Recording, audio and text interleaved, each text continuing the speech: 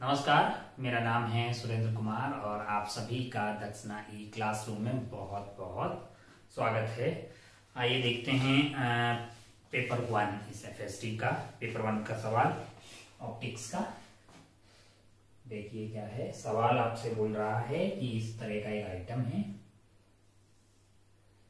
और दोनों side medium अलग अलग है और आपसे फोकल लेंथ पूछी गई है। यहाँ पे मीडियम है, उसका रिफ्रैक्टिव इंडेक्स 4/3 है और इसका रिफ्रैक्टिव इंडेक्स 1.5 यानी कि 3/2 है और एयर से ऐसे आ रही है लाइट।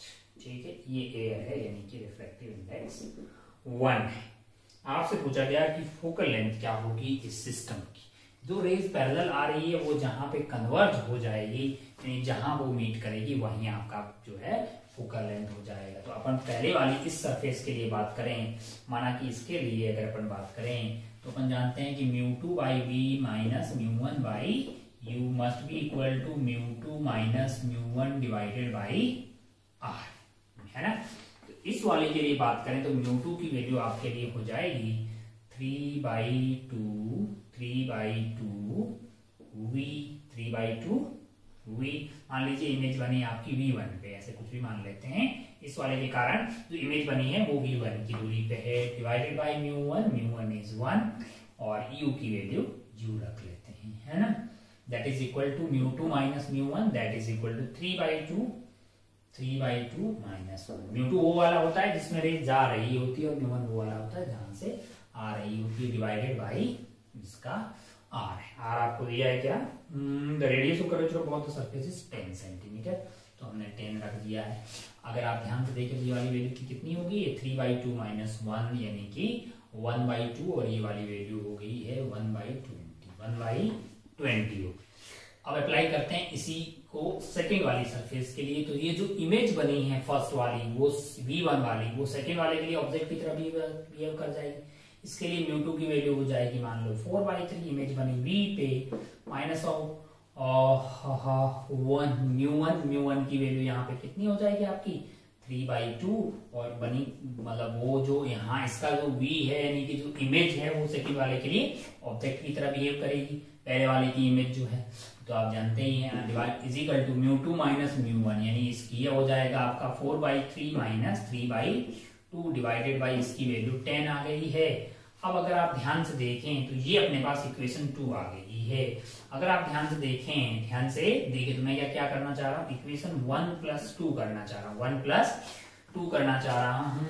तो अगर आप ध्यान से देखिएगा तो ये आपस में सेटल हो जाएगा, ये बचेगा 4/3v minus of 1/u that is equal to 1/20 plus ये वाला कार्यक्रम कितना आ रहा है, ये आ रहा है आपका 6 आ जाएगा और 8 माइनस 9 यानी माइनस 1/6 यानी कि माइनस ऑफ 1/60। तो ये यहाँ पे ऐड हो गया।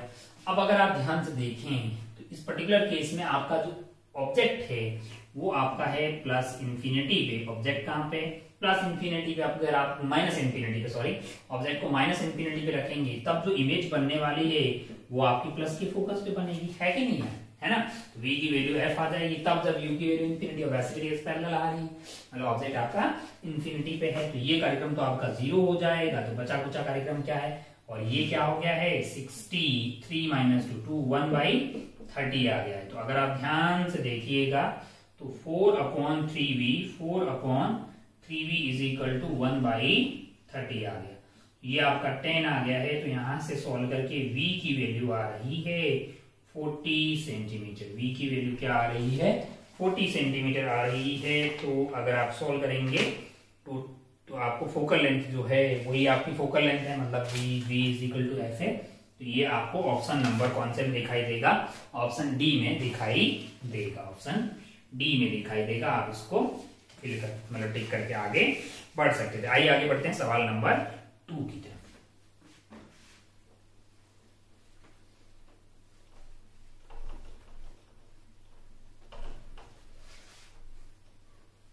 सवाल नंबर 2 में क्या है कि एक वर्नियर कैलिपर का सवाल है आपका। सवाल नंबर 2 में the diameter of cylinder is measured using vernier scale with no zero error, मतलब इसमें कोई जीरो एरर नहीं है। It is found that it is found that the zero of vernier scale lies between 4 vernier scale का zero कहां पे 4.10 से लेके 4.15 सेंटीमीटर के बीच में है ना, ऑफ द मेन स्केल है। तो अगर आप ध्यान से देखिएगा the vernier scale has 50 division equivalent to 2 point, मतलब 50 division 50 vernier scale division is equal to 2.45 centimetre. ये सवाल में गिवन है एंड 20 सेकेंड वाला मैच हो रहा है। अच्छा भाई साहब, अगर आप ध्यान से देखें 50 वर्नियर स्केल इसके बराबर है, तो 1 वर्नियर स्केल डिवीजन क्या हो जाएगा 2.45 डिवाइडेड बाई 50 सेंटीमीटर।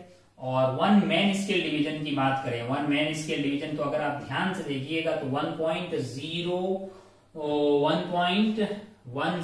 1.15, तो 1 मैन स्केल डिवीजन यहां से आपके पास 0.05 सेंटीमीटर का आ रहा है, 0.05 सेंटीमीटर है। यानी कि आपने पहले 4.10 कर दिया है, फिर आपका 4.15 आ गया है, तो इस तरह से 1 मैन स्केल डिवीजन आ गया। अब आप ध्यान से देखिएगा तो यहाँ पे अगर आप ध्यान से देखिएगा तो आपके पास लिस्ट काउंट क्या आएगा, वो 1 vernier scale division minus 1 main scale division. अच्छा भाई साहब, बहुत बढ़िया, बहुत शानदार। तो अगर आप ध्यान से देखिए तो पहले यहां से क्या कर दीजिएगा, इसको 5 से डिवाइड कर दीजिए, तो ये वैल्यू कितनी आ रही है, ये आपकी आ रही है 5 से 24 और 4 and 9 है ना, तो 0.49 तो वैसे ही आ गई, और 0.049 minus 1 main scale division, 1 main scale sorry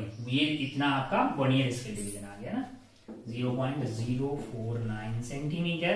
तो आपका जो लिस्ट काउंट होगा वो 1 main scale division, 1 main scale division minus 1 vernier scale division होता है। मैन स्केल डिवीजन आपका 0.05 है माइनस 0.049, तो यहां से लिस्ट काउंट आ गया आपका 0.001 सेंटीमीटर, 0.001 सेंटीमीटर। अब आपको क्या बोला गया है कि भाई साहब 20 सेकेंड मैच हो रहा है और 22वां मैच हो रहा है और इनके बीच में है, तो आपकी जो रीडिंग आने वाली है वो है 4.10 plus 22 into list count. List count कितना है 0.001, तो ये रीडिंग आपकी हो जाएगी 410 प्लस, इसको आप मल्टीप्लाई करेंगे ये हो जाएगा आपका 022, तो ये वैल्यू आ रही है आपके लिए 4.122 सेंटीमीटर, 4.122 सेंटीमीटर, जो कि आपको दिखाई देगा ऑप्शन ए में। तो सस्ता सवाल था। पहले आपको क्या निकालना है, पहले आपको लिस्ट काउंट निकालना है, vernier scale 1 main scale division minus 1 vernier scale division जो होता है वो लिस्ट काउंट होता है। फिर तो आगे तो और जीरो एरर नहीं है, सवाल में ये बोला गया है कि इसमें कोई भी जीरो एरर नहीं है। आइए आगे बढ़ते हैं सवाल नंबर 3 की तरफ। सवाल थर्ड वाले सवाल में क्या है ना कि ग्रेविटेशनल एनर्जी को वैसे ही लॉस मतलब इग्नोर करना है, तो मास से कोई मतलब नहीं है। 2 चार्ज पार्टिकल है Q एंड Q, और स्प्रिंग थी वो नेचुरल लेंथ में थी, और दोनों के बीच की दूरी जो है वो आपको R दिया हुआ है, स्प्रिंग कांस्टेंट K दिया हुआ है। अब वो क्या रहा है कि इसको रिलीज कर दिया, मतलब लेंथ R थी और इसको रिलीज कर दिया। पहले ये R अपनी नेचुरल लेंथ में है, फिर क्या हो रहा है कि इसका इलॉन्गेशन होते होते ये कितना हो गया है 2R हो गया है, ये आपका Q एंड ये आपका Q है। अब अगर आप ध्यान से अगर आप देखिएगा तो यहाँ हुआ क्या होगा, जो एनर्जी मतलब जो है पास में थे तो इनकी पोटेंशियल एनर्जी ज्यादा थी, वो यहाँ पे कम हो गई। उतनी कहाँ गई होगी, स्प्रिंग पोटेंशियल एनर्जी में पहुंच गई होगी, क्योंकि स्प्रिंग पहले जब लेंथ R थी तो वो नेचुरल लेंथ में था, तो अभी इसमें एलॉन्गेशन कितना हो गया R का और हो गया, टोटल लेंथ 2R हो गई। तो पोटेंशियल एनर्जी होती है K Q1 Q2 by R। पहले की कितनी थी भैया K यानी कि 1/4 pi epsilon not Q1 Q2 यानी कि Q square divided by R, है ना, इतनी थी। बाद में कितनी है, मैंने कहा 1/4 pi epsilon not Q square, और R की जगह क्या आ जाएगा 2R। इतनी पोटेंशियल एनर्जी कम हुई है, that must be equal to gain in kinetic energy, kinetic energy नहीं सॉरी, गेन इन, क्योंकि तो मास लेस है वो इग्नोर करना, gain in potential energy in the spring है, जो कि किसके बराबर होती है हाफ के इलॉन्गेशन का स्क्वायर। यहाँ पे इलॉन्गेशन के कितना हुआ है आर स्क्वायर हो मतलब एक्स का इलोंगेशन हो, मतलब जो इलोंगेशन है वो आर का हो गया, तो हाफ के एक्स स्क्वायर, एक्स की वैल्यू आर हो गई। तो अगर आप ध्यान से देखिएगा तो ये वैल्यू आपके लिए आ रही होगी Q square upon 4 pi epsilon naught divided by 2r। इतना आपके पास लॉस इन पोटेंशियल एनर्जी है which is equal to half K R square. अब आप ध्यान से देखिएगा तो आपको निकालना क्या है, 2 से 2 चला गया है, आपको r निकालना है ना, नहीं रूट के निकालना है, रूट के निकालना है। तो निकाल लेते हैं, ऑप्शंस देख लेते हैं। अगर आप ध्यान से देखिएगा तो ये आर स्क्वायर को इधर ले आओ तो आर क्यूब हो जाएगा, रूट के अगर आपको चाहिए तो इधर रूट ले लीजिए, क्यूब आर आ जाएगा, आर स्क्वायर का आर बार आ जाएगा, अंदर की तरफ क्या रहेगा यहाँ पे 1/4 पाई एप्सिलॉन नॉट और एक आर रह जाएगा। ऐसा आपको दिखाई देगा, क्यू डिवाइडेड बाई और ये 4 था ना, 4 का 2 बार आ जाएगा, Q upon 2r 1/4 pi epsilon naught R. ये आपको ऑप्शन नंबर 2 में यानी कि बी में आपको दिखाई देगा, बी ऑप्शन में आपको ये दिखाई देगा, Q upon 2r under root 1/4 pi epsilon naught R है, जो कि रूट के की वैल्यू आपको प्राप्त होती हुई यहाँ पे दिखाई देगी ऑप्शन बी के लिए। तो ये आपका हो गया है सवाल नंबर 3। आगे बढ़ते हैं सवाल नंबर 4 की। देखिए फोर्थ वाला क्या सवाल है, सवाल ऐसा है कि मतलब एक केटल रखी हुई है, उसकी कैपेसिटी 2 लीटर है, कितनी है 2 लीटर है, और उसका टेम्परेचर है 27 डिग्री, जो कि 27 डिग्री से 77 डिग्री तक जा रहा है, और यहाँ पे एक हीटर है जो कि सप्लाई दे रहा है 1 किलोवाट की रेट से, और ऊपर जो लिड है वो मतलब ओपन है, उससे क्या हो रहा है कि हीट एनर्जी जो है वो यहां से उड़ जा रही है 160 जूल पर सेकेंड की रेट से। तो आपसे ये पूछा है कि भैया कितने टाइम में इस पानी का टेम्परेचर जो है वो 27 डिग्री से 77 डिग्री हो जाए, है ना।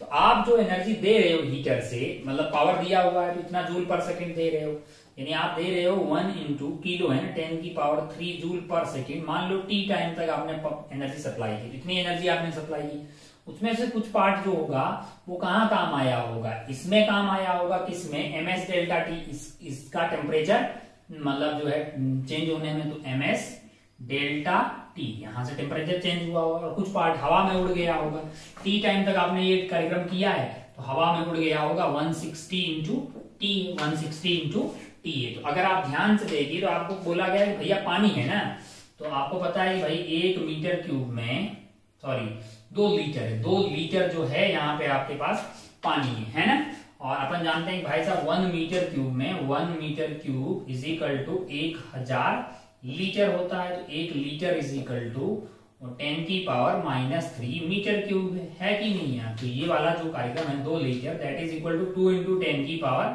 -3 मीटर क्यूब, ठीक है। अब ये आपके पास जो है वो वॉल्यूम हो गई, ये क्या है वॉल्यूम हो गई।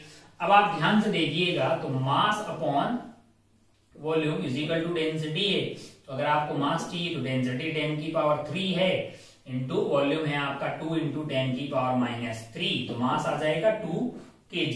तो आपके पास मास जो है यह वैल्यू आ गई 10 की पावर 3 इंटू टी, और मास आपके पास 2 है kg, और आपको स्पेसिफिक हीट पर kg जो है सवाल में दी हुई है 4.2 किलो जूल, यानी कि 10 की पावर 3 जूल पर सेकेंड, ठीक है।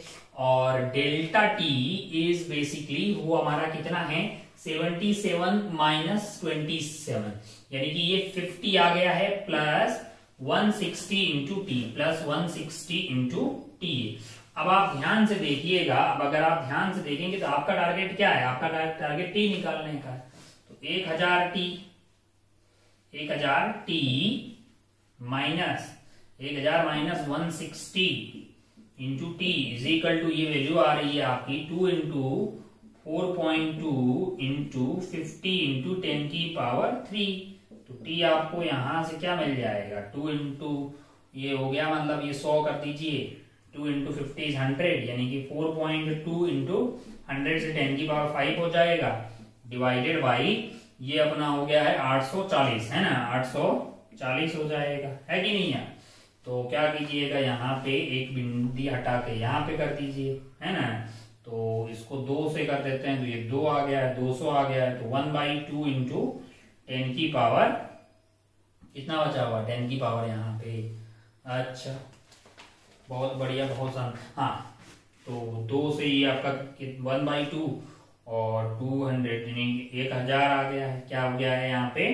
1000 आ गया है। 1000 को यहाँ पे कर दीजिए तो 500 सेकेंड आ गया है। 500 सेकेंड आ गया तो आप ऑप्शन देख लीजिए, मतलब कैलकुलेशन आप देख लीजिए। 500 सेकेंड को अगर मिनट में कन्वर्ट करना है, 500 डिवाइडेड बाई 60 कर दीजिए तो ये 8 सन 48 है ना, प्लस 8 सन 48 तो 8 मिनट और कुछ टाइम आएगा। 48 यानी 480 आ गया है। तो इसको आप 480 सेकेंड प्लस 20 सेकेंड कर दीजिए। 480 को 60 से डिवाइड करिएगा तो 8 मिनट और 20 सेकेंड, 8 मिनट और 20 सेकेंड का जो कार्यक्रम होगा ये, इसको इतना टाइम लगेगा। In how much time will the water heated to 77 degree with the lid is open.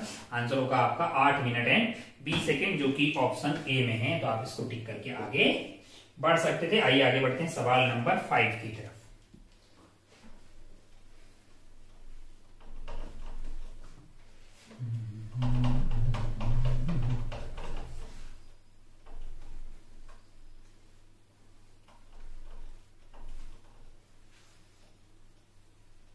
सवाल नंबर 5,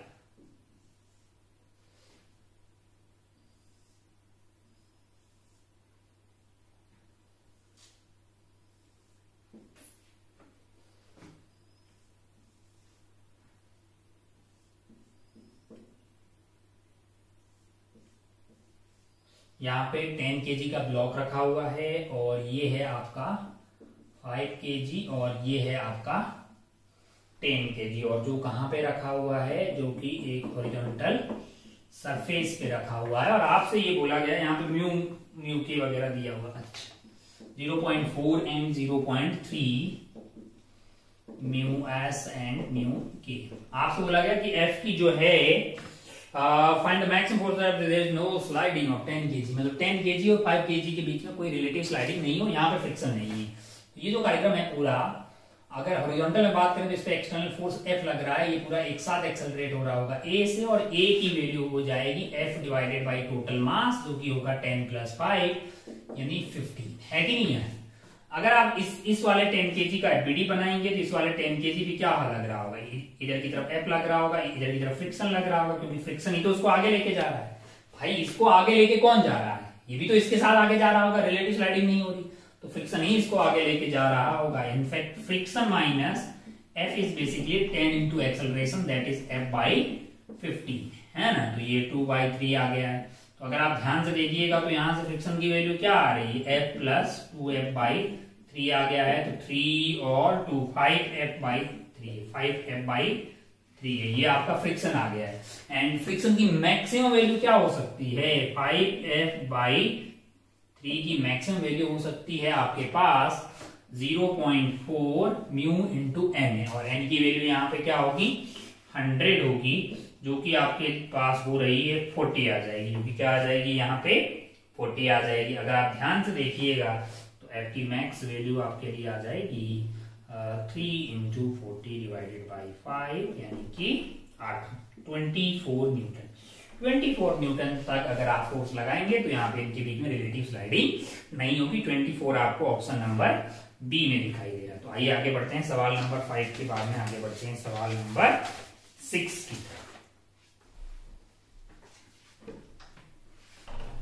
यहाँ पे एक बहुत सस्ता सा सवाल है, मतलब ये दोनों बोला गया है कि t = 1/2 सेकेंड पे ये हवा में कोलाइड कर रहे हैं। कहाँ कोलाइड कर रहे हैं, हवा में कोलाइड कर रहे हैं। तो इसका इधर वाला कंपोनेंट आपके लिए क्या हो जाएगा, 20 cos थीटा, और ये वाला आइटम क्या हो जाएगा 20 sin थीटा।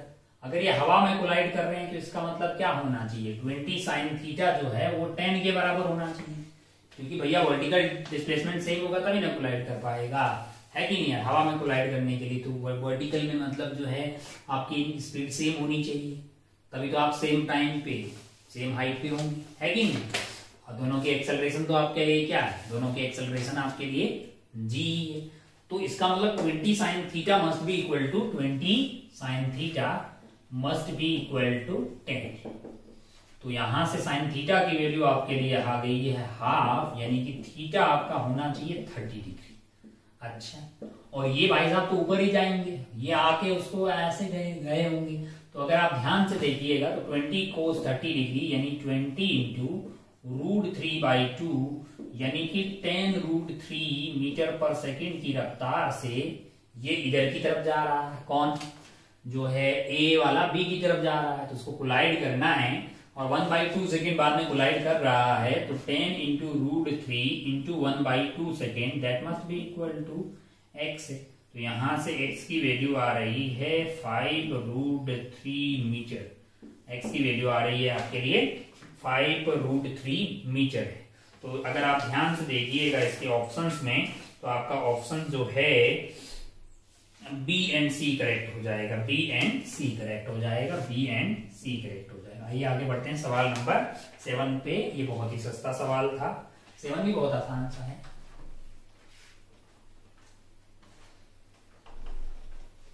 देखिए जरा क्या है सवाल नंबर 7। सवाल नंबर 7 में ऐसा है, सवाल नंबर 7 एक मोटर बोट है जो कि यहां से इसको जाना कहीं यहाँ पे है। कहाँ जाना है? जाना तो इसको ये नॉर्मल से 30 डिग्री के एंगल पे यहाँ पे जाना है। तो ये एंगल आपका 30 डिग्री है, जाना आपको यहाँ पे है, मतलब जाना यहाँ पे। तो भाई इधर की तरफ देख के चलोगे पहुंच नहीं पाओगे, तो आपको मतलब जो है चलना तो इस डायरेक्शन में नहीं पड़ेगा। भाई इस डायरेक्शन में अपनी velocity of boat with respect to river रखोगे ताकि बोट रिवर की रफ्तार उसमें ऐड हो जाए और ग्राउंड के रिस्पेक्ट में बोट जो है वो इधर की तरफ चली जाए। अब आप ध्यान से देखिएगा, अब अगर आप ध्यान से देखिएगा तो रीच द पॉइंट 30 डिग्री आपको क्या दिया गया है? The velocity of boat with respect to water, यानी ये वाला आपको 5√3 दिया हुआ है और वेलोसिटी ऑफ वाटर मतलब रिवर जो है वो आपको 5 दिया हुआ है। ये एंगल आपका थीटा है, ये एंगल आपका क्या है? थीटा है। अब आप ध्यान से देखिएगा, देखें जरा यहाँ से ये 30 हो गया तो ये 90 हो जाएगा, ये 60, तो ये वाला एंगल आपका 120 डिग्री आ गया है ना। तो अब मैं साइन लॉ लगा सकता हूं, 5 divided by sine theta must be equal to 5√3 divided by sine of 120 degree, sine of 120 degree. अब आप ध्यान से देखिएगा तो ये जो वैल्यू है 1/sin theta is equal to √3 divided by sine 120 degree, क्या होगा? 90 प्लस 30 डिग्री, यानी वो हो जाएगा आपका cos 30 डिग्री के बराबर, जो कि होता है √3/2 है ना। तो यहां से ये किला खत्म हो गया, तो यहां से आ गया आपका sine theta is equal to 1/2। तो थीटा की वैल्यू क्या आ रही है? 30 डिग्री आ रही है। थीटा की वैल्यू क्या आ रही है?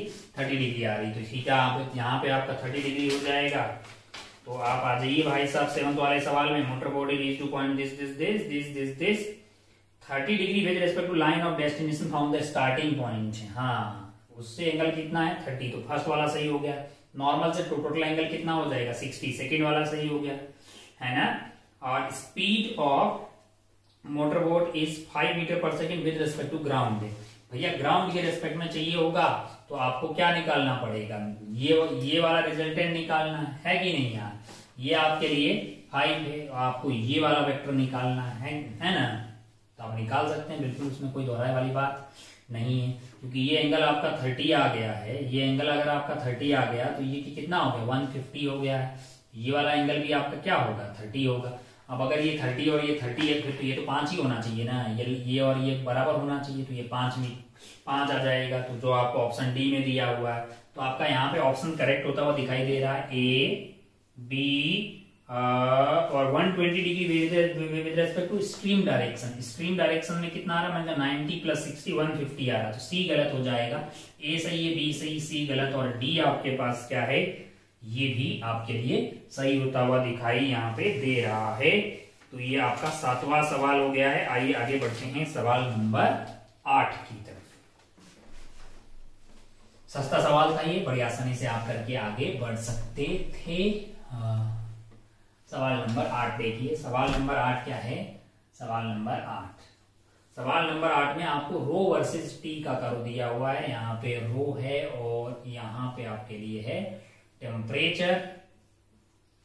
अब आप ध्यान से देखिएगा, the density of ideal gas varies with temperature as shown in the figure, select the wrong statement. सवाल आपसे पूछ रहा है कि भैया गलत चीजें बताइएगा। The product of rho and V at A is equal to product of rho and V at B. मैंने कहा अगर आप ध्यान से देखिएगा भैया तो product at rho P into V. अच्छा, तो इस वाले प्रोसेस में अगर आप ध्यान से देखिए ए टू बी में क्या कांस्टेंट है? टेम्परेचर कांस्टेंट है। तो फिर देखिए जरा PV is equal to NRT में अगर आप टी कांस्टेंट कर दोगे तो पी इंटू वी कांस्टेंट नहीं हो जाएगा। ए वैसे सही है तो हमें तो गलत बताना है, तो वो तो आंसर हो नहीं सकता है ना।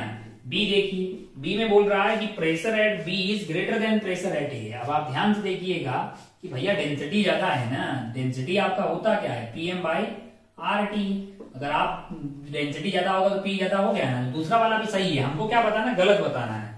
Work done by the gas during the process A B is 0। अगर आप ध्यान से देखिएगा ए से बी जाइएगा तो वेलोसिटी थोड़ी, वॉल्यूम थोड़ी कांस्टेंट है यार, वॉल्यूम कांस्टेंट नहीं है। मतलब वॉल्यूम कांस्टेंट रहेगी तभी ना वर्क डन 0 होगा।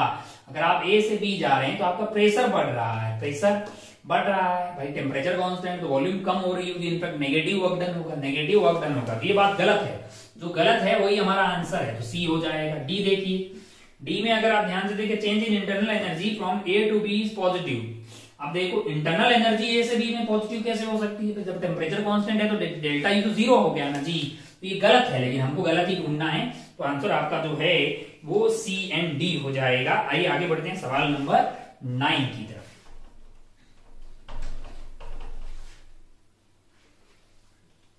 देखिए जरा 9 वाला सवाल। 9 वाले में क्या है? 9 वाले में आपको इस तरह का एक HSM का वो ग्राफ दिया हुआ है। यहां पे आपके पास टाइम है और यहां पे आपके पास डिस्प्लेसमेंट है, एम्पलीट्यूड ए है और ये कार्यक्रम ऐसा है। तो आपको जो है क्या करना है भाई साहब, y is equal to a, y is equal to, अच्छा इसकी इक्वेशन लिखो ना यार, ये तो बेसिकली बहुत आसान है। y is equal to a cos omega t है, इनफैक्ट ये लिखा हुआ है y is equal to a sine omega t plus pi by 2, यानी t इज इक्वल टू 0 पे पार्टिकल जो था आपका ये माइनस ए हो गया है, ये आपका 0 है और ये आपका a हो गया है। तो पार्टिकल यहाँ पे है, मतलब particle t is equal to 0 पे कहां पे? एक्सट्रीम पोजीशन पे। अब आप बाकी सारे ऑप्शन तेजी से बता दोगे। The velocity is maximum at t is equal to t by 2। देखो भैया यहाँ पे है ना, तो यहाँ पे पहुंचते पहुंचते इसको आधा टाइम लगेगा, यानी कैपिटल T बाई 2 लगेगा। अरे भाई t इज इक्वल टू 0 पे पार्टिकल यहाँ पे है, तो t इज इक्वल टू यहाँ से आने में t बाई 4, तो t is equal to t by 2 पे यहाँ पे आएगा, है कि नहीं है? तो यहाँ पे वेलोसिटी क्या होगी? यहाँ पे मैक्सिमम थोड़ी होगी, मिनिमम होगी, 0 होगी। ए गलत हो गया भाई, ए आपका गलत हो गया। बी देखिए जरा, the acceleration is maximum at t is equal to capital T। अब आप ध्यान से देखिएगा t बाई 2 पे यहाँ पहुंचेगा, वापस यहाँ पे t is equal to t पे पहुंचेगा और यहाँ एक्सेलरेशन मैक्सिमम है, सत्य बात। थर्ड देखिए, the force is 0 at t is equal to 3t by 4। देखो ये t बाई 2 हो गया, वापस आते हुए t बाई 4 टाइम लगेगा। 3t बाई 4 पे आप यहाँ पे आएंगे और फोर्स आपका 0 होगा, बिल्कुल मेन पोजीशन पे फोर्स 0 होगा। ऑप्शन डी देखिएगा, ऑप्शन डी में बोल रहा potential energy equal to the total oscillation energy at t is equal to t by 2। मैंने कहा हाँ, एक्सट्रीम पोजीशन से आ गए और यहीं पे काइनेटिक एनर्जी 0 हो जाएगी। सारी एनर्जी किसकी फॉर्म में तब्दील हो गई है? पोटेंशियल एनर्जी की फॉर्म में तब्दील हो गई है। तो आंसर आपका डी भी सही है। तो बात ये है भाई साहब की ऑप्शन आपके बी, सी और डी सही है, ए यहाँ पे ठीक नहीं है, तो आंसर बी सी डी हो गया। बहुत बढ़िया, बहुत है खूबसूरत। आइए आगे बढ़ते हैं सवाल नंबर 10 की तरफ। देखिए जरा ध्यान से क्या है, 10 वाला भी सस्ता सवाल है, आप छोड़ सकते हैं ऐसे सवाल बड़ी ही आसानी से। 10th वाले सवाल को अगर आप ध्यान से देखिएगा तो आपके पास एक जो है अनचार्ज्ड सॉलिड कंडक्टर है और यहाँ पे क्यू रखा हुआ है। दूरी आपको कितनी दी हुई है? ये वाली डी दी हुई है और रेडियस इसका जो है वो r है।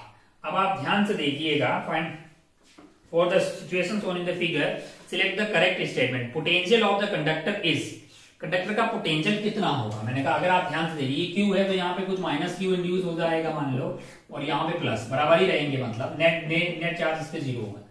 तो कंडक्टर का पोटेंशियल निकालना है तो आप यहाँ पे पोटेंशियल निकाल लीजिए सेंटर पे। जो सेंटर का पोटेंशियल होगा वही सब पॉइंट का पोटेंशियल होगा, क्योंकि ये कैसी बॉडी है? ये कंडक्टिंग बॉडी है। सेंटर पे पोटेंशियल का किस का कंट्रीब्यूशन होगा? इसका और इसका बराबर ही होगा। क्या आ जाएगा? 0। इसका की कितना आ जाएगा? मैंने कहा के क्यू डिवाइडेड बाई बीच की दूरी, जो कि आ जाएगी आपकी d प्लस आर, जो कि क्या आ जाएगी? d प्लस आर है। तो ये आपके सेंटर का पोटेंशियल हो गया, जो कि हर एक पॉइंट का पोटेंशियल भी वही रहेगा। अच्छा, बहुत बढ़िया। के को इसने 1.4 पाई एप्सिलॉन नॉट लिखा है, तो ऑप्शन ए आपका करेक्ट है। ऑप्शन ए आपका करेक्ट। अब आपको कहना एक पॉइंट में ये भी पूछा है कि पोटेंशियल ऑफ पॉइंट बी बताइए। अरे भाई, बी पॉइंट का पोटेंशियल तो टोटल तो यही होगा, उसमें कंट्रीब्यूशन इंड्यूस वालों का रहेगा और एक डायरेक्ट वाले का रहेगा। तो potential of B is equal to potential due to induced plus potential due to Q, और वो आंसर कितना आएगा, मैंने कहा यही आएगा, कितना, के, जो कि 1.4 pi epsilon not Q divided by, या के ही रहने दो ना, K Q divided by D plus R. तो इंड्यूस के कारण क्या आ जाएगा, K Q upon D plus R में क्या घटा देंगे, क्यू के कारण। तो क्यू के कारण कितना आ रहा है, के बी वाले पॉइंट पे के क्यू डिवाइडेड बाई बीच का दूरी कितना है लाला, डी, है ना। तो ये आपका आंसर कितना आ गया है, के क्यू, और यहां पे ये वैल्यू हो जाएगी आपकी डी माइन, सॉरी, हाँ, K Q minus D minus R divided by D into D plus are.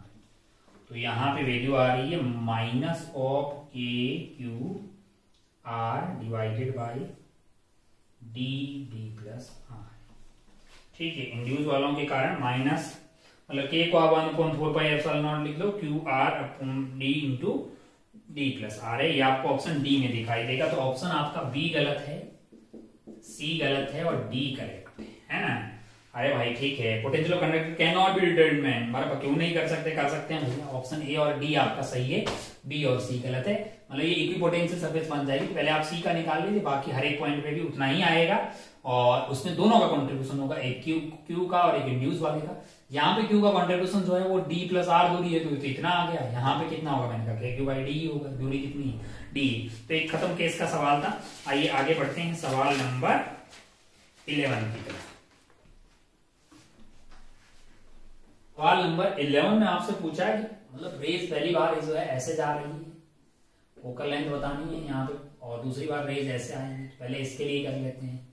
अब आप ये बात दो सरफेस से, पहली वाले सरफेस से जो इमेज बनेगी वो सेकंड वाले के लिए ऑब्जेक्ट की तरह बिहेव करने वाली है। और स्फेरिकल सरफेस मतलब जो है सरफेस का रेडियस आपको 10 सेंटीमीटर दिया हुआ, आर यहाँ पे कितना दिया हुआ, 10 सेंटीमीटर। तो पहली वाली सरफेस में अगर N2 की बात करें तो वो आपका N1 हो जाएगा, यानी N1 बाई U, आपका U इंफिनिटी है वैसे, डिवाइडेड बाई N2 जो है, सॉरी N2 बाई, आप अपने को यूज क्या करना है, N2 by V minus μ2 by V minus μ1 by U is equal to μ2 minus μ1 divided by R, ये यूज करना है। तो अगर आप ध्यान से देखिएगा, तो 1.2 यानी कि N1 बाई U, मान लो इमेज बनी V पे, मान लो कि V1 कुछ भी मान लेते हैं। पहले वाली जो इमेज बनी वो सेकंड वाले के ऑब्जेक्ट हो जाएगी, टाइम पास करना है यार, कैलकुलेशन। चलिए, तो N1 डिवाइडेड बाई N2 की वैल्यू इज N1 हो गई है, और यहाँ पे अगर आप U1 की बात करें, U और that is equal to N1 minus air divided by R है। R की वैल्यू आपके लिए की कितना है, 10 सेंटीमीटर। अभी R ही रखते हैं। और ये जो इमेज है V1 वो सेकंड वाले के लिए क्या बन जाएगी, वो सेकंड वाले के लिए ऑब्जेक्ट की तरह बिहेव करने वाली है। अब इस वाले के लिए आपका N2 जो है वो, मतलब जो N2 है वो सही में N2 वाला हो जाएगा, डिवाइडेड बाई, मान लो इमेज बनी है V पे, डिवाइडेड बाई N1, और U की वैल्यू V1 ही हो जाएगी, और दैट इज इक्वल टू, मैंने कहा N2 minus N1 divided by R। अब आप ध्यान से देखिएगा कि ये है आपका इक्वेशन नंबर 1 और ये है आपका इक्वेशन नंबर 2। तो आप इन दोनों को कंबाइन कर लीजिए। कंबाइन करेंगे तो क्या होगा, ये और ये सेटल हो जाएगा, N2 by V minus 1 by U is equal to N1 minus 1 divided by R plus N2 minus N1 divided by R। ठीक है, अब आप ध्यान से देखिएगा। अब अगर आप ध्यान से देखिएगा तो इस पर्टिकुलर केस में U की वैल्यू क्या है, माइनस इंफिनिटी है, तो ये खत्म हो जाएगा। तो अगर आप ध्यान से देखिए, और V की वैल्यू क्या आ जाएगी फाइनल, वो आपकी फोकस पे बनेगी, तो F आ जाएगी। तो N2 बाई F, N2 की वैल्यू कितनी है, 3/2 divided by F, that is equal to N1 is 1.2 minus 1 यानी कि 0.2 इज बेसिकली 2/10 इंटू R की वैल्यू है 10, plus n2 minus n1, n2 minus n1 is 0.3 यानी कि 3/10 इंटू 10। अब अगर आप ध्यान से देखिएगा, तो ये वैल्यू आ गई है आपकी 5 डिवाइडेड बाई 10 इंटू 10 है, जो कि 2 से कट गया, 1/20 आ गया है ना। तो अगर आप ध्यान से देखिए तो 3/2f इज इक्वल टू 1/20, ये आपका 10 आ गया है, यानी कि f की वैल्यू क्या आ गई है 30 सेंटीमीटर। एक f की वैल्यू आपके लिए सॉल्व करने के लिए कितनी आ रही है, f1 की वैल्यू 30 सेंटीमीटर आ रही है। सिमिलरली मतलब ये f1 इस साइड से बोला, इसको f1 बोला, 30 सेंटीमीटर मोड आ रहा है। सिमिलरली अगर आपको f2 निकालना होगा, इसमें क्या होगा कि रेज कैसे आ रही होगी, ऐसे आ रही होगी, है ना, ऐसे रेज आ रही है, तो क्या होगा, और फिर वो कहीं कन्वर्ट होकर f1 निकाल दे। सेम कार्यक्रम 2 बार ये यूज करना है। जैसे अगर अपन ध्यान से देखें, मान लो कि यहाँ कर भी देते हैं, तो रेज आपकी यहां से आ रही है, यानी कि μ2 आपका क्या हो जाएगा इस पर्टिकुलर केस में, वो आपका n1 हो जाएगा। मान लो इमेज बनी v1 पे, माइनस ऑफ μ1 यानी कि जहां से रे जा रही है वो आपका n2 हो जाएगा, divided by u is equal to n1 minus n2 divided by r, है ना। अब अगर आप ध्यान से देखें तो ये सेकंड वाले के लिए कैसे बिहेव करेगी, ऑब्जेक्ट के लिए बिहेव करेगी। सेकंड वाले के लिए एयर आपका n2 हो जाएगा, v माइनस ये आपका μ1 हो जाएगा, तो वो हो जाएगा n1 by v1 that is equal to 1 minus n1 divided by r आ जाएगा। अब आप ध्यान से देखिएगा, दोनों को ऐड करेंगे तो ये और ये खत्म हो जाएगा, 1 बाई v यहाँ पे आ जाएगा 1 by v minus n2 by u that is equal to n1 minus n2 divided by r plus 1 minus n1 divided by r। अब आप ध्यान से देखें तो आपके लिए u की वैल्यू तो रहेगी माइनस इंफिनिटी, तो ये वाला केला तो खत्म हो जाएगा, इंफिनिटी से डिवाइड करोगे और v की वैल्यू जो है वो f के बराबर रहने वाली है। अब आप ध्यान से देखिए तो n1 माइनस n2 है, n1 माइनस n2 है, तो ये वैल्यू कितनी आ जाएगी आपके लिए, ये वैल्यू आ जाएगी 0.3 माइनस 0.3, और माइनस 0.3 को माइनस ऑफ 3/10, और r खुद ही क्या है, r खुद ही यहाँ पे माइनस 10 हो जाएगा, रेज ऐसे आ रही है, प्लस 1 माइनस n1, यहाँ 1 है माइनस 1 है, तो ये माइनस 0.2 आ गया है, ये आपका माइनस 0.2 2/10 इंटू माइनस 10, तो ये वैल्यू आपकी आ रही है 3/100 plus 2/100 that is 5 divided by 100 है, तो यहां से f की वैल्यू आ जाएगी 100 डिवाइडेड बाई 5 है, that is equal to 20 centimetre. 20 centimetre आपको f2 आता हुआ दिखाई देगा, तो आपके ऑप्शन जो करेक्ट हुए हैं वो है बी एंड सी। आइए आगे बढ़ते हैं सवाल नंबर 12 की तरफ।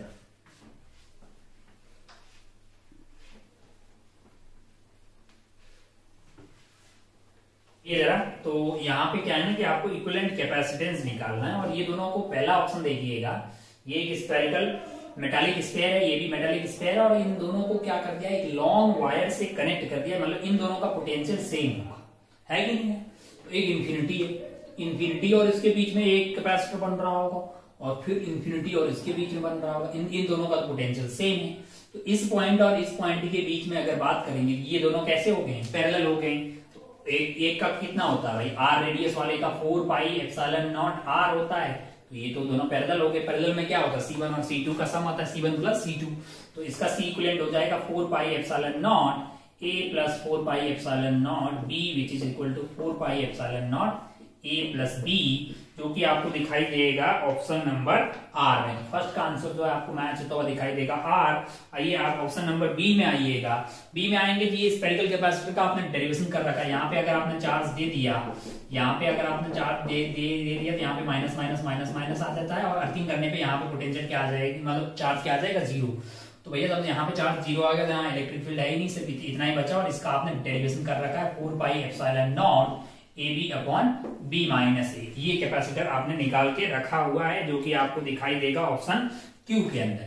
अब आप ध्यान से देखिए तो ऑप्शन जो सी वाला है, सी वाले में क्या किया गया है कि अंदर वाले की अर्थिंग कर दी गई है। तो अगर आप ध्यान से देखिए तो एक कैपेसिटर जो है इसके और इसके बीच में बन रहा है, और दूसरा वाला इसके और इंफिनिटी के बीच में बन रहा है, और उसका पोटेंशियल तो 0 है।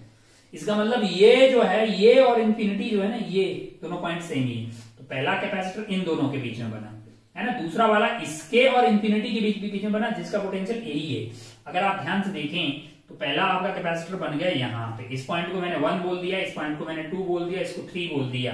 तो पहला वाला आपका 1 और 2 एंड 3 के बीच में है, फिर एक 3 और इंफिनिटी के बीच में जिसका पोटेंशियल 1 के बराबर ही है, यानी यहां बन गया है ना। ये कितना हो जाएगा, मैंने कहा ये हो जाएगा आपका 4 pi epsilon not into R है, आर की वैल्यू बी है। और ये वाला मैंने कहा ये तो आपका 4 पाई मतलब यही वाला same 4 pi epsilon not A B upon B minus A है। तो अगर आप ध्यान से देखिएगा इन दोनों का सम आपका आंसर होना चाहिए, क्योंकि ये C1 है ये C2 है, तो C इक्विवेलेंट की वैल्यू क्या हो जाएगी 4 pi epsilon not A B upon B minus A plus 4 pi epsilon not B है, तो यहां से कॉमन आ जाएगा आपका 4 पाई एप्सिलॉन नॉट, और ये वैल्यू आपकी आ रही है ए बी और B square minus A B divided by B minus A. तो यहां से ये वैल्यू आ रही है 4 pi epsilon not B square upon B minus A, 4 pi epsilon not B square upon B minus A है। तो ये आपके ऑप्शन एस में मैच होता हुआ दिखाई देगा। तो आंसर आपका क्या हो गया, एस हो गया। यहाँ ये बहुत ही सस्ता सवाल है, मतलब इसका और इसके बीच में निकालना है, और इसका पोटेंशियल और इसका पोटेंशियल सेम होगा। तो इसको मैंने मान लो कि भाई ए मान लिया, इसको बी मान लिया, और इसका पोटेंशियल एक्स है तो इसका पोटेंशियल भी एक्स होगा। तो यहाँ पे मैंने मान लिया कि ये ए है, ये बी है और यहाँ एक्स है। पहला वाला आपका एक्स और बी के बीच में है, एक कैपेसिटर, दूसरा एक्स एंड बी और ए के बीच में है, तो ये वाला ओ हो गया है। और फिर तीसरा वाला जो है मतलब पहला दूसरा तीसरा ए और एक्स के बीच में, ए और एक्स के बीच में है ना। आपको किसके बीच में निकालना, ए एंड बी के बीच में इक्विवेलेंट निकालना। तो ये सी है, ये सी है, तो आंसर आ जाएगा आपका c/2, और ये c/2 इस c के साथ पैरेलल है, तो आंसर आएगा c/2 plus c which is equal to 3c/2, और c खुद ही क्या है, c is equal to epsilon not a by D है, epsilon not a by D है। यानी कि आपका आंसर जो है वो आपको मिल जाएगा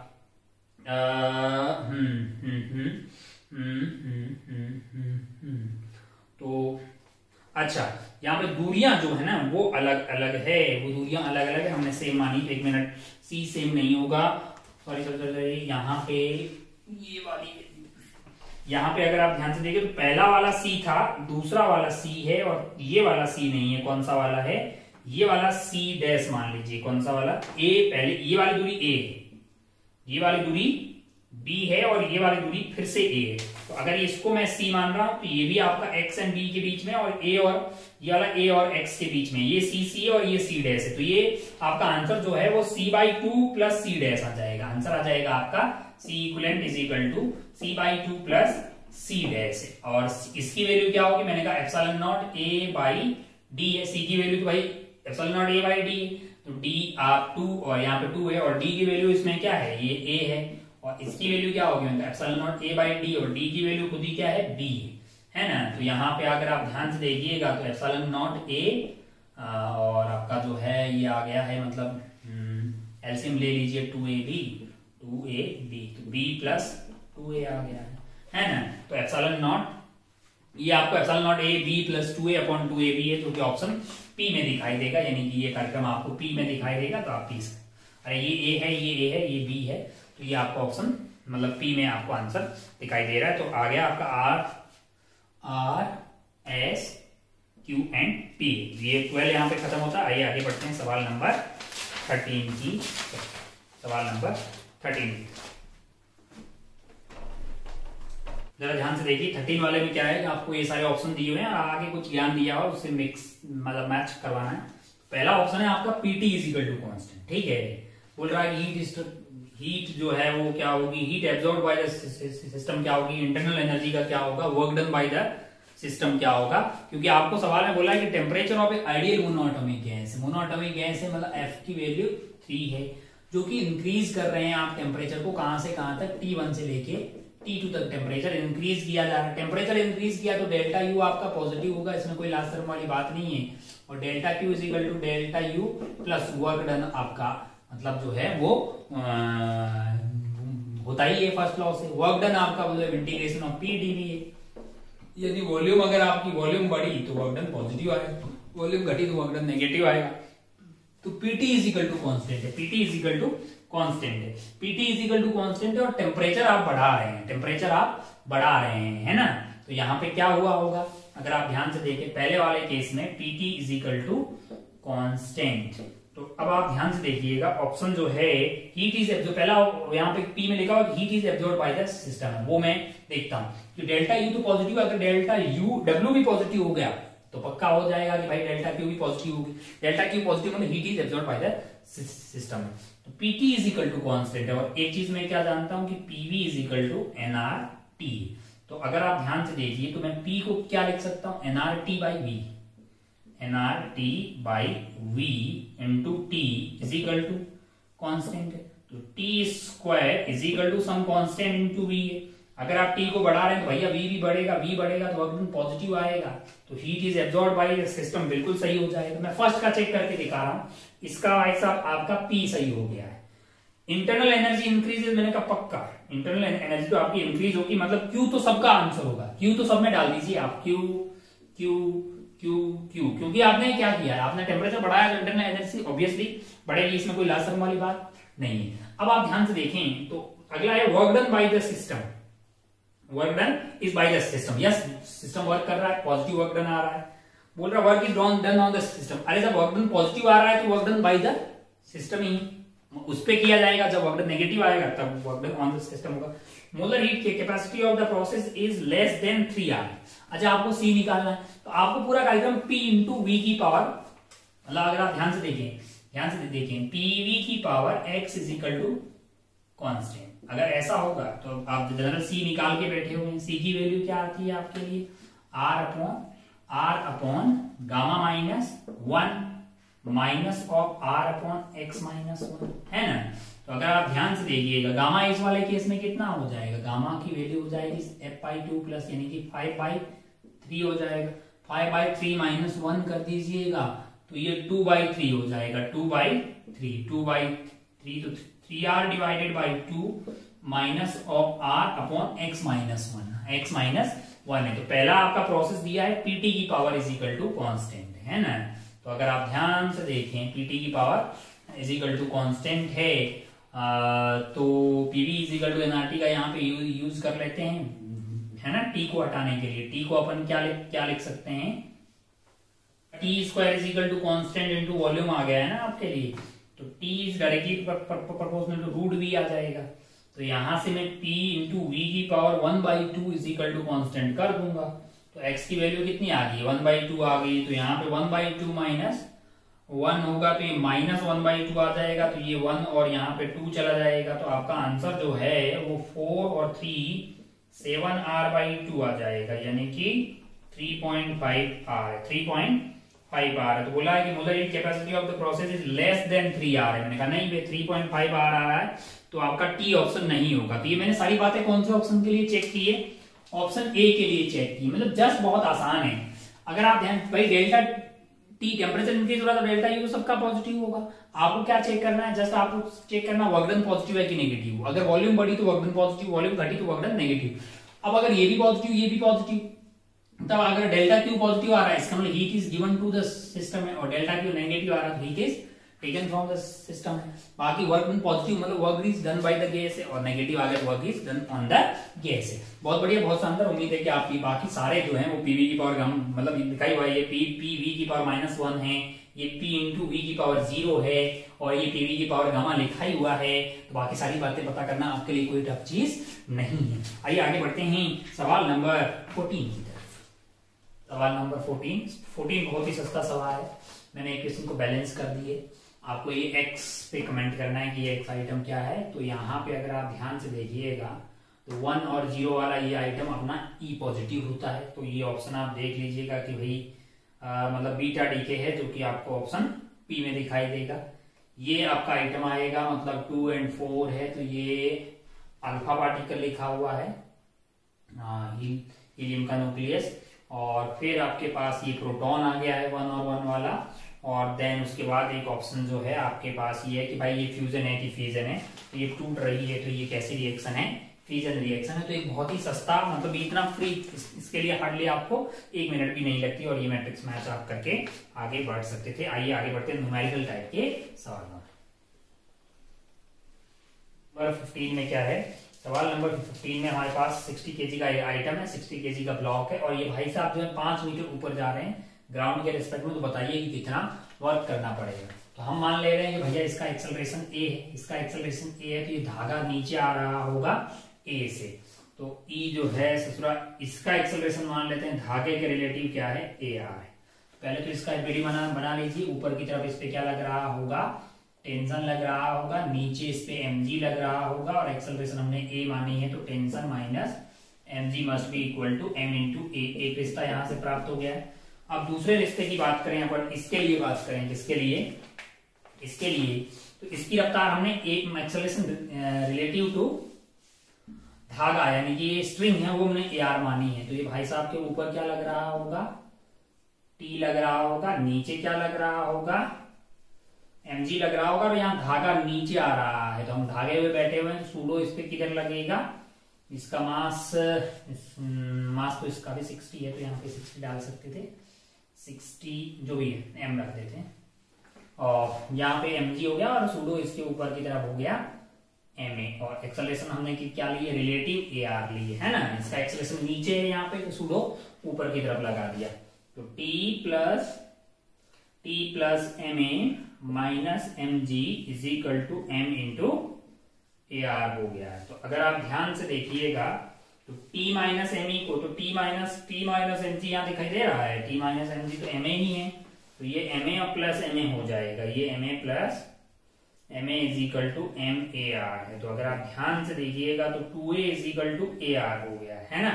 a r की वैल्यू क्या आ रही है? 2a आ रही है। अब अगर आपको ग्राउंड के रेस्पेक्ट में मैन की एक्सेलरेशन चाहिए, acceleration of man with respect to ground चाहिए, तो आप क्या करिएगा? Acceleration of man with respect to rope, मतलब जो रोप है उसमें क्या कर देंगे? विद रेस्पेक्ट टू रोप जो है वो 2a है और रोप खुद ही a से नीचे आ रहा है, तो क्या आ जाएगी? a अपवर्ड आ जाएगी। तो इसका भी तो a अपवर्ड है और इसका भी a अपवर्ड है ग्राउंड के रेस्पेक्ट में। तो जब ये भैया इनिशियल स्पीड दोनों की सेम है, इनिशियल स्पीड दोनों की सेम है 0 0, तो ये अगर 5 मीटर ऊपर जाएगा तो ये भी तो 5 मीटर ऊपर जाएगा। तो कितना वर्क डन करना पड़ेगा? mgh है ना। तो m आपका कितना हो गया है? टोटल जो भैया को वर्क डन करना पड़ेगा mgh यानी 60 इंटू 10 इंटू h की वैल्यू 5 मीटर आ गई और ये भी 5 मीटर ऊपर जाएगा, तो 60 इंटू 10 इंटू 5। तो यहां से ये 3000 3000 6000 आ गया है।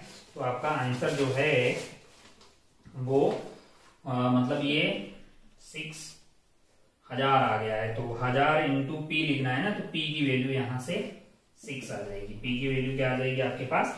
6। तो 15 का आंसर आपका हो जाएगा 6। बहुत बढ़िया भाई साहब, बहुत ही शानदार। आइए आगे बढ़ते हैं सवाल नंबर 16 की तरफ।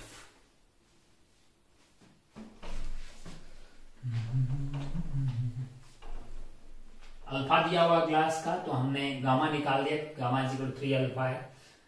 यहां से इसको 3 से मल्टीप्लाई कर दिया और गामा ऑफ मरकरी आपको दिया हुआ है और साथ में आपको सवाल में बोला है कि आप टेम्परेचर का कुछ भी कर लो, एयर की वॉल्यूम में चेंज होने वाला नहीं है ना। तो अभी क्या है कि बल्ब में एयर भी है और मरकरी भी है, तो जैसे ही आप गर्म करेंगे तो delta V of bulb is equal to delta V of air plus delta V of mercury अपन बोल सकते हैं। लेकिन भाई साहब ये चेंज हो नहीं रही, सवाल में बोला गया है। तो V of delta V of bulb क्या होगा? V of bulb into gamma of bulb into delta T, temperature change. उसी तरह से ये क्या होगा? V of mercury gamma of mercury into delta T, delta T उड़ गया है। अब आप ध्यान से देखिएगा, ये यहाँ पे क्या होगा अपने पास? वी ऑफ, आपने क्या निकालना है अभी? वी ऑफ रेशियो निकालना है ना, V of mercury divided by V of bulb, है ना। तो ये आपका हो जाएगा gamma of bulb divided by gamma of mercury. Gamma of bulb कितना दिया भैया? ग्लास मतलब 0.27 इंटू 10 की power -4 divided by gamma of mercury is 1.8 into 10⁻⁻⁴ और ये कार्यक्रम कितना आ रहा है, x/20 आ रहा है ना। तो यहां से अगर आप सोल्व करिएगा तो 0.27 इंटू 10⁻⁻⁴ और इंटू ये 20 आ जाएगा, डिवाइडेड बाय 1.8 इंटू 10⁻⁻⁻। तो ये x की वैल्यू यहां से सोल्व करके 3 आ रही है। तो आपका आंसर क्या हो जाएगा, 3 हो जाएगा। ये आगे बढ़ते हैं सवाल नंबर 16 की तरफ। लल्लू सवाल था, कोई बहुत ज्यादा डिफिकल्ट सवाल नहीं था।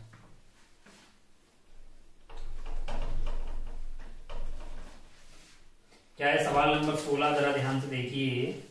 16 तो यही था, 16 यही था भाई, 17 देखते हैं।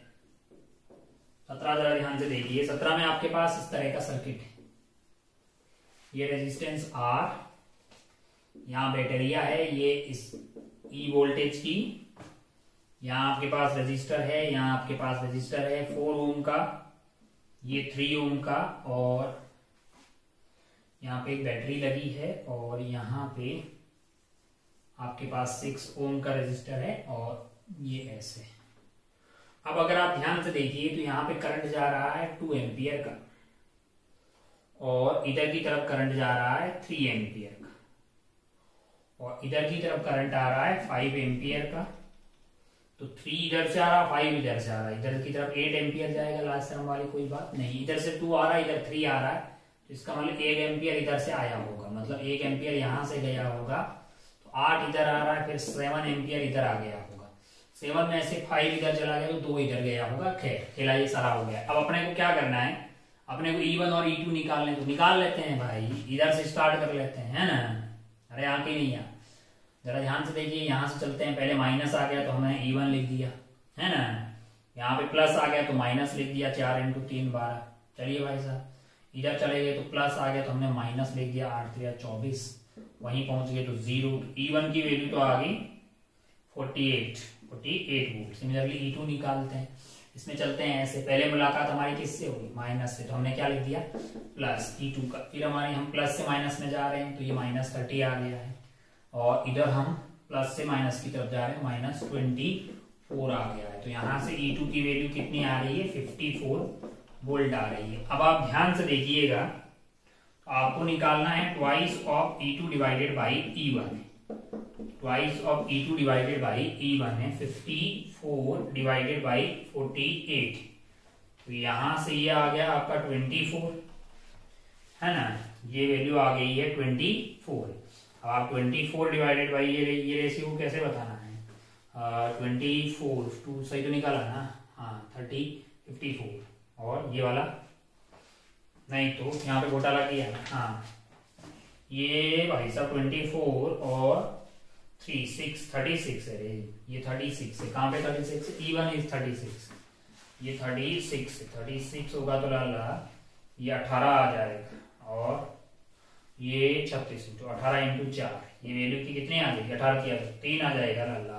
तो आपका आंसर क्या होगा इसका, 3 हो जाएगा। आइए आगे बढ़ते हैं भाई साहब, आगे बढ़ते हैं सवाल नंबर 18 की तरफ।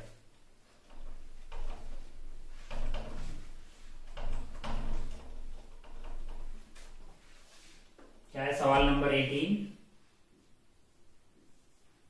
A glass plate of refractive index 1.5 is coated with a thin layer of thickness 10T nanometer. The refractive index is 1.8. Light of wavelength lambda traveling in the air is incident nearly normal to the surface. It's partially reflected. अच्छा, thickness इसकी कितनी दी हुई है, 10T दी हुई।